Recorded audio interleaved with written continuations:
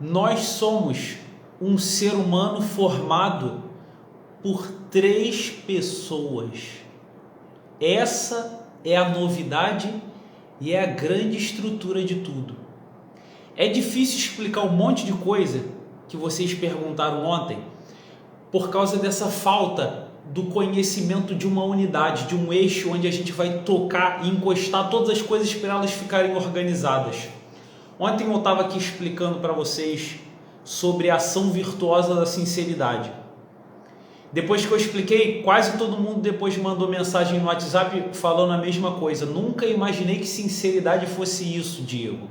Agora faz todo sentido. E daí você percebe que a sinceridade que se fala por aí é uma doença, né? Ou que se usa por aí para justificar certos atos. Eu fui sincero com ele. Falei que ele é chato aloprado, que ele é um bosta. E, na verdade, a pessoa está chamando de virtude uma falta de paciência. Até mesmo uma assídia, né? Que é muito maior por causa da ligação dela com falta de sentido de vida, depressão. Então, calma. Tenha paciência com a nossa ignorância e com a verdade que se revela.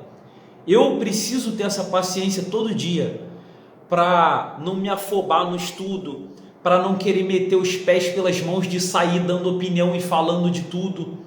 Nós temos que contemplar essas coisas aparecendo no mundo e se encarnando na nossa vida, sendo experiência no mundo real. Então, eu vou voltar a falar do amor que a gente falou, separado por cada uma dessas 3 pessoas. A gente vai poder retomar a resposta que eu dei sobre a evolução da verdade, falando de emuná, aletheia, veritas. Vai falar de como isso acontece na nossa vida como possibilidade, verossimilhança, probabilidade e a própria encarnação dela na experiência real. Lembra da prova do chocolate, da degustação do chocolate, que é pessoal e ninguém pode dar esse passo por você? E isso tudo tem a ver com essa estrutura dessas 3 pessoas. A gente vai encaixar os 3 amores, o eros, o ágape e a filia. A gente ainda vai explicar o que é a distorção disso, da filáusia, de São Máximo Confessor como um amor egoísta e destruidor. A gente vai fazer isso com uma precisão imensa. A gente vai refinar 3 vontades diferentes, 3 liberdades diferentes de cada pessoa, 3 desejos diferentes, 3 razões diferentes. E tudo isso vai se encaixar. E a dúvida dos transcendentais, da beleza, bondade e verdade, vai fazer todo sentido.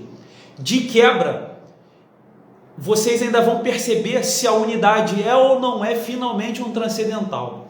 Até as formas de convencimento da retórica do trivium medieval que a gente estudou vão se encaixar nessa estrutura. A lógica, o pathos, né, a emoção, e o ethos, que é realmente a ação que se torna o exemplo, que é o grande homem que convence. Isso é uma beleza, isso sem dúvida é uma beleza. No nosso trabalho, na nossa família, nas amizades, como chefe, como líder no trabalho. Isso é diante da nossa realidade, dessa realidade ternária que eu falei para vocês, dessa composição. Isso aí é uma maravilha para um diagnóstico do que está acontecendo. E assim vai ser. A gente tem um terreno imenso pela frente para posicionar todas as coisas dentro de uma estrutura humana como essa, tá? Afinal de contas, não é assim que acontece na minha vida. Não existe essa pessoa em mim que me aconselha o melhor de mim, que me dá uma solução para o meu problema, para eu seguir bem no trabalho, para eu tentar ser um bom pai. Um homem que atua no mundo com a ideia que recebeu aqui na consciência. E esse relacionamento do conselheiro, do rei conselheiro, esse pai, trabalha bem, meu filho, trabalha bem. Com esse homem que no final das contas ficou com preguiça e não trabalhou bem, o relacionamento desses dois é o terceiro homem, que é a própria estrutura onde acontece esse relacionamento. Que é o homem que no fim das contas fica triste quando não consegue seguir o conselho, quando diz para si mesmo que trabalhando ele vai ser feliz, mas ele não consegue cumprir essa ordem, né? Esse conselho. E por outro lado, quando consegue, como é que a gente fica? A gente fica em paz, né? Ainda que o conselho seja totalmente sacrificante, quando a gente consegue unificar esse pai com esse filho dentro de nós, a gente fica em paz. Esse terceiro homem, esse relacionamento, ele funciona perfeitamente. E se não funcionar, você vai sofrer sempre. Você vai ficar angustiado. É essa pessoa que no final das contas faz essa mediação e essa união e essa estrutura que se unifica nos três e que no final das contas vai ser feliz ou vai ser infeliz. Essa substância humana em três pessoas de mesma natureza, com capacidades e limitações totalmente diferentes, isso na nossa mente, na nossa consciência, como objeto do Diego consciente, do Pai, isso vai deixar as coisas tão cristalinas que até quando a gente voltar lá no assunto da sociologia, do Durkheim, do Marx, do Weber, do Comte, a gente vai ver que eles foram muito superficiais e desproporcionais quando eles falaram só de um homem social. Por quê? Porque essa sociedade do homem, ela primeiramente é interior. Essa dinâmica interior que a gente vive, que depois se expande para o mundo. Então a gente vai até providencialmente, por causa da nossa linguagem em português, a gente vai associar isso com as consciências, a particular, né? A consciência, uma consciência coletiva. A gente falou isso de alguma maneira quando falou do Jung, né? Da inconsciência do coletivo. Mas isso é como em política a gente chamar de filiação partidária. Porque em sentido contrário existe uma filiação que precisa existir em nós por causa dessa nossa estrutura interior. Porque ela é assim. A gente nasceu e uma parte de nós nasceu para se filiar. Agora a questão é a quem, né? A quem que vai existir essa filiação. Então não esquece mais disso. Não esquece mais disso. Três pessoas diferentes na mesma natureza humana. E nós vamos descobrir a separação da persona grega. Lembra da máscara usada no teatro grego? Na comédia, na tragédia, lá no palco? Lembra da palestra da consciência? O homem que não é visto. Existe aquele homem que está atuando no palco, mas alguém montou um roteiro para ele. Uma outra pessoa. Um homem que não é visto. E que nós não avaliamos. Nós não sabemos sua intenção. E no final das contas existe a relação entre esses dois, que é um fato concreto, o mundo real. O direito romano é assim. Ele é facilmente encaixado nessa estrutura que eu estou dando para vocês. O conselho do pai, da consciência, né? Essa intenção, a ação no mundo e o fato que é gerado por essa relação entre os dois, que é a terceira pessoa. A estrutura que está mediando esse relacionamento meu interior. Não são essas três pessoas que no limite de um julgamento são separados de alguma maneira para serem avaliados. A gente avalia a intenção, depois avalia o ato em si e depois junta tudo para dar o veredito do ser que tem intenção e cometeu um ato. Esse é o fato geral, né? E você diz se é culposo, se é doloso por essa composição que carrega aí dentro as três verdades. Pessoal, olha só, eu tenho certeza que isso vai diagnosticar para um cara que é psicólogo, um advogado, um coach, um amigo que está vendo o outro amigo indo para o barro e não sabe o que fazer, a pessoa que se empenha em educação da imaginação, né, que está muito em voga, um diretor espiritual, um líder no trabalho que precisa liderar os seus subordinados.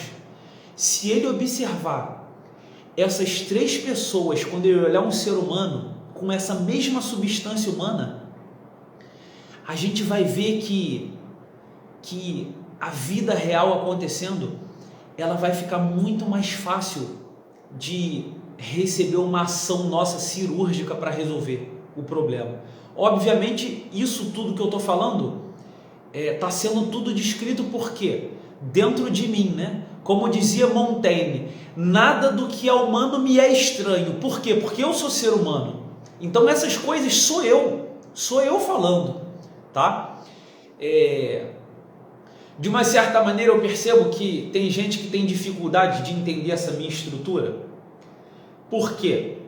porque desconhece o termo pessoa. Então eu sugiro que, se quiser refinar isso, dá uma mergulhada na história de um debate que normalmente as pessoas desprezam, né? Que é o debate que é o que acontece lá na... Conheça a persona grega, o que era aquilo, não rejeitem a antiguidade, não rejeitem as discussões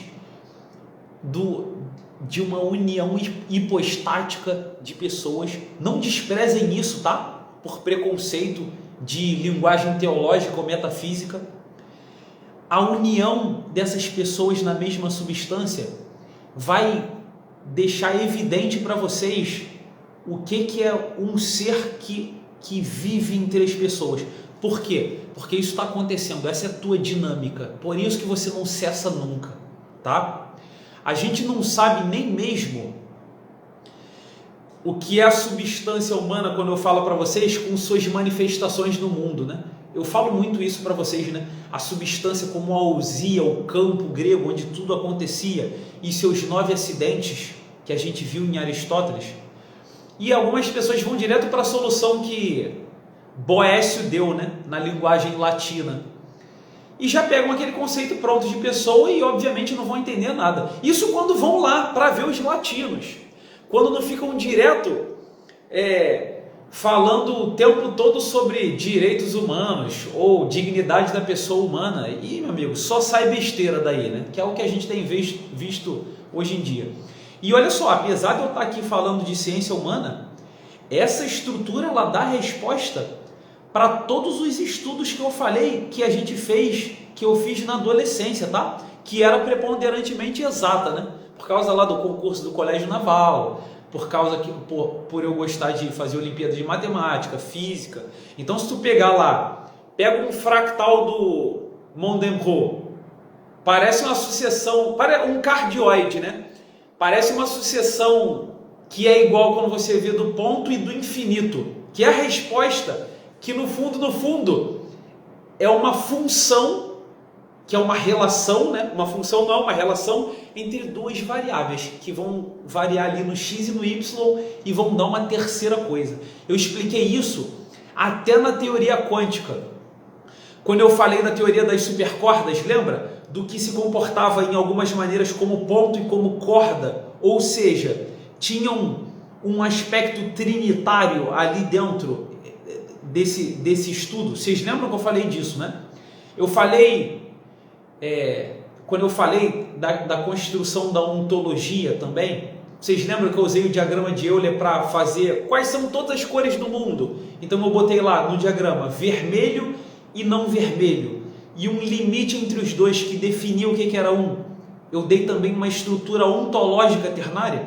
Tudo isso agora está fazendo sentido, né? É por isso que eu falei para vocês esperarem. E por fim, quem sabe se a gente não fala também de metafísica, que também pode ser um começo, na verdade. A gente pode falar disso, pode falar sobre a possibilidade desse encontro, desse ser uno, que é uma trindade, dessas pessoas interiores, no encontro com uma outra trindade, como se elas duas fossem imagem e semelhança, uma da outra. Tá bom, pessoal? Não se esqueçam mais disso. Um ser com substância humana formada por 3 pessoas. Um grande abraço, fica com Deus.